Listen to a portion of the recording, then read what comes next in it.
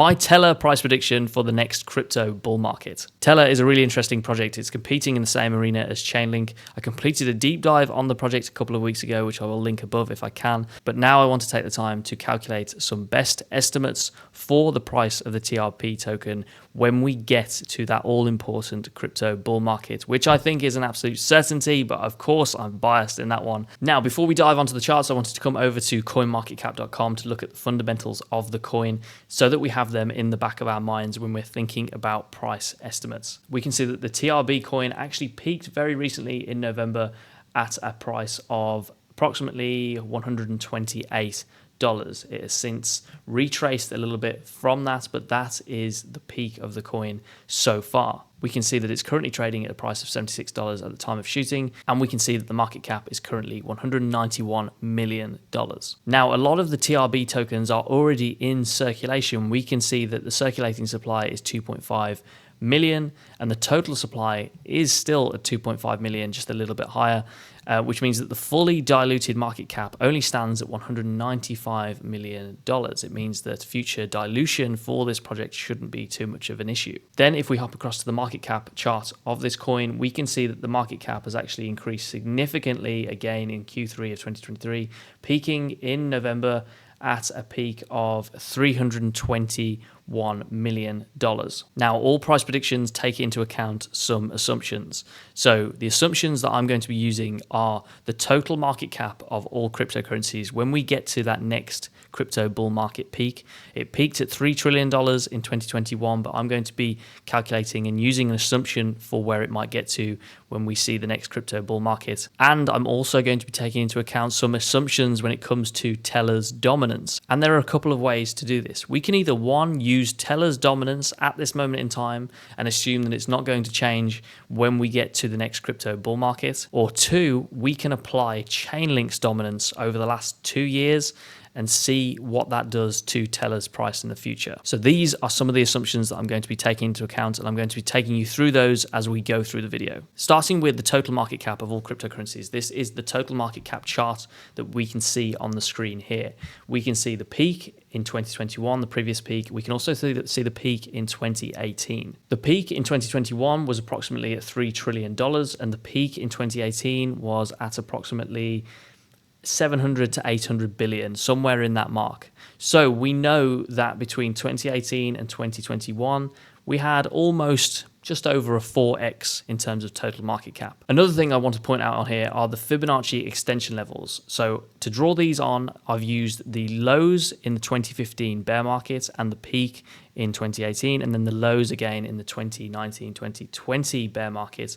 And that gives a Fibonacci extension level that was projecting into the future for 2021. Interestingly, the peak in 2021 fell between the 4.236 level and the 3.618 level on the Fibonacci extension tool. If we then do the same thing with the 2021 peak and we take the low from the previous bear market in 2019-2020, the peak in 2021, and then assume that we have seen the low so far in this current bear market and project that forward, we can see that the levels of 4.236 and 3.618 fall neatly around this $6 trillion level. In fact, $6 trillion is pretty much slap bang in the middle between those two levels. And I actually think $6 trillion at the peak of the next crypto bull market is a fair estimate.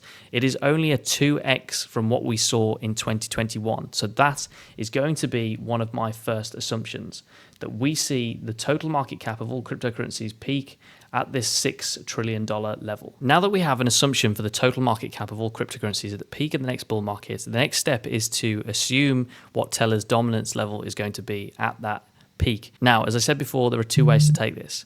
The first step is to use Tellor's dominance at this current moment in time and assume that it is going to have the same dominance going forward. Now, Tellor's current dominance is 0.0135%. If we input 6 trillion, 1, 2, 3, 4, 5, 6, 7, 8, 9, 10, 11, 12, $6 trillion into the calculator and we multiply that by the percentage of 0.0315%, we get a market cap of $1.89 billion at the peak of the next crypto bull market. If we then take that 1.89 billion and we divide it by the current circulating supply of TRB coins, because that is our best estimate at this moment in time, which is 2.5 million, we get a price per TRB coin of $754. So we have one price estimate using Tellor's own dominance level. Now, behind me, I have the dominance level chart for Chainlink. So Chainlink with TradingView has been recording its dominance levels over the past 4 years, 5 years, which means that we can take an average across the chart for where we think Chainlink dominance might reach in the future. And I think personally a fair assumption is to assume actually where Chainlink dominance is right now, about that 0.63% mark. So if we then go back onto the calculator and input 6 trillion once again and multiply that by 0.0063, which is that 0.63% that we've just taken off the Chainlink chart, that gives us a estimated market cap in the future of $37.8 billion. So way larger than when we used Tellor's own dominance level. If we then divide that by the current circulating supply of TRB coins,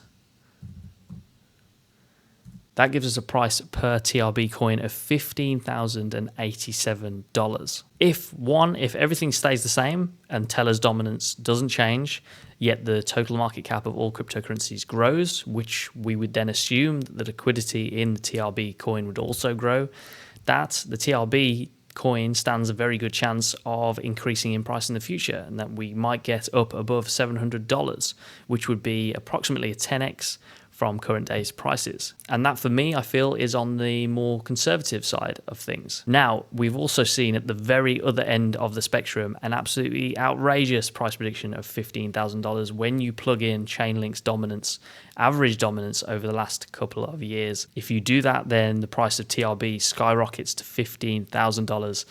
Now, for that to happen, you would need Tellor to overtake Chainlink in terms of its market dominance and its market applications. And for that to happen, I think that is extremely unlikely. So that would not be my base case for where TRB could go in the future. But of course, these price predictions are assuming several things. We're assuming the total market cap of all cryptocurrencies, we're assuming the dominance, and we're also assuming the circulating supply. Although it won't change too much for TRB, it's still an assumption in these calculations. And the key thing to remember here is that all of these assumptions could change. We could see a better scenario, we could see a higher total market cap, and we could see a higher dominance for TRB similar to Chainlink. But we could also see a lower dominance and also a lower total market cap. These things work in both directions. Like all price prediction videos, I hope you have found this strategy useful. It is a strategy that I'm using to predict where the price of cryptocurrencies might go in the future. If you've enjoyed this video, all that I ask is that you hit the like button and you subscribe to the channel if you enjoy the content. And if you want to know what altcoins are on my shortlist, head over to my 80/20 crypto newsletter. There I try and provide as much crypto investing value per word as possible, and the aim is to onboard the next 1 million users into the world of crypto in a safe way. All that's left for me to say is don't put more money into cryptocurrencies than you can afford to lose. These are still speculative investments and they should be taken into account with a variety of other investment assets. Thanks so much for watching, and I'll see you in the next video.